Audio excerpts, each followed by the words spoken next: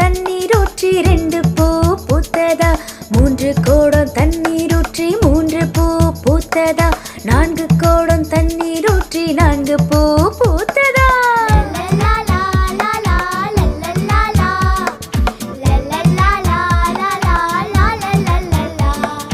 5 குடம் தண்ணீர் ஊற்றி 5 பூ பூத்ததா? 6 குடம் தண்ணீர் ஊற்றி 6 பூ பூத்ததா?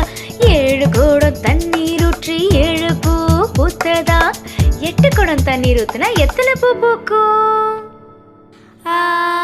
8 பூ பூக்கும். சரியா சொன்னீங்க. 9 குடம் தண்ணீர் ஊற்றி 9 பூ பூத்ததா? 10 குடம் தண்ணீர் ஊற்றி 10